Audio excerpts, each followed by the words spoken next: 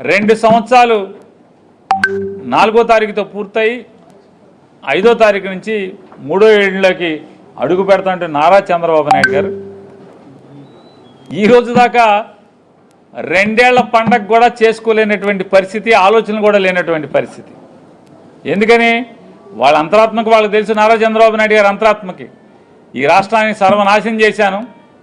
2 ఏళ్లలో జగన్మోహన్ రెడ్డి గారు 5 ఏళ్లలో చేసినటువంటి ప్రజా సంక్షేమం కోసం చేసిన అప్పు కంటే కూడా ఏ సంక్షేమం అమలు చేయకుండా ఒక్క పెన్షన్లు మాత్రమే ఇస్తూ జగన్ గారి చేసినటువంటి అప్పుని 2 ఏళ్లకే నిండకుండానే దాటేశాను.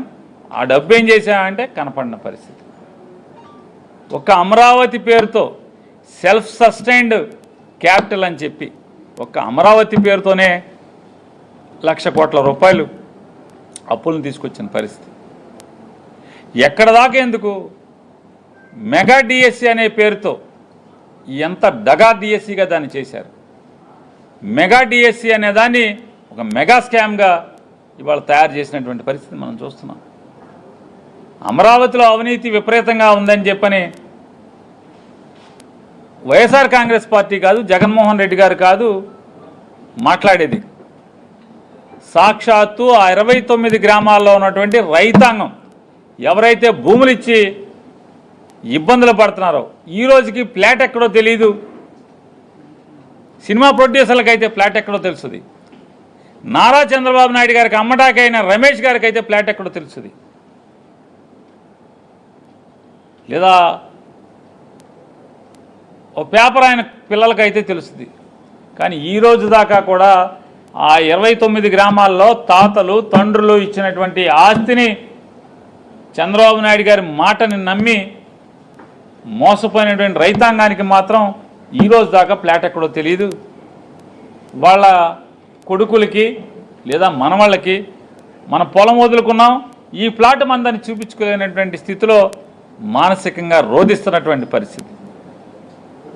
మరి డిఎస్సి అక్కడితో బయలుదేరి కాంట్రాక్టుల్లో దగ, కాంట్రాక్టుల్లో అవినీతి, లేదా పరిశ్రమలకు భూములు ఇచ్చే పేరుతో అవినీతి. ఫ్యాక్టరీ కట్టుకుంటారు వాళ్ళు, రూపాయి అంటాడు. ఫ్యాక్టరీ ఉండదు, ఏముండదు, రూపాయికి అంటాడు. బరి తెగించినటువంటి ఏదో సామెతగా ఉంది, తినమరిగిన కోడి ఇల్లెక్కి కూసిందంట. అంటే నన్నే బాగా తినటం మరిగిపోయి నన్ను ఎవడేం చేయలేడు, నా పేక్ కొయ్యలేడు, నన్ను మాంసం వండుకోలేడని చెప్పని ఆదివారం పూట కూడా ఇల్లెక్కి కూసిందన్న సామెత ఉంది.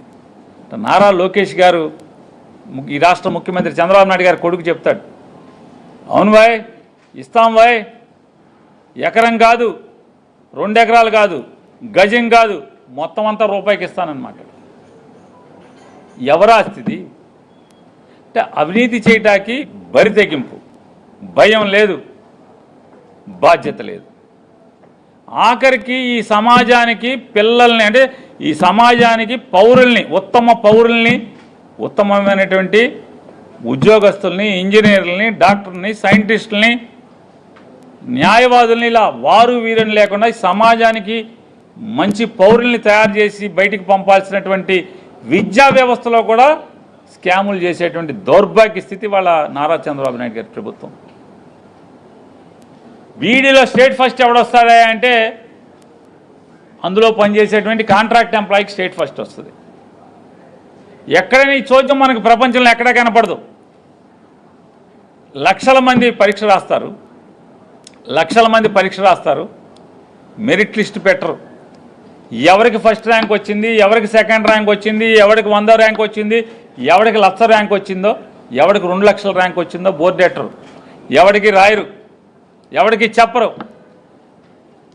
ఆఖరికి సాక్షాత్తు హైకోర్టు మీరు మెరిట్ లిస్ట్ ప్రకటించండి అంటే కూడా ప్రకటించకుండా కోర్టును కూడా కాలిగోటుతో సమంగా చూసినటువంటి ప్రభుత్వం.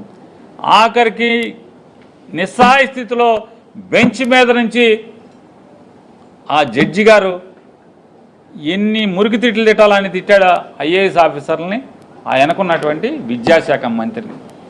అయినా భయం లేదు, వెరుపు లేదు, బరి తెగింపుకి. మెరిట్ లిస్ట్ లేకుండా మెరిట్ ఎగ్జామ్ కండక్ట్ చేయటం ఏంటో ఎవరికి ప్రపంచంలో అర్థం కాదు. మెసేజ్ వస్తుందంట, యు ఆర్ సెలెక్టెడ్. ఎవడాడు యు ఆర్ సెలెక్టెడ్? ఎవడాడు? ఎందుకు సెలెక్ట్ చేశారు? ఏ కేటగిరీ కింద సెలెక్ట్ చేశారు?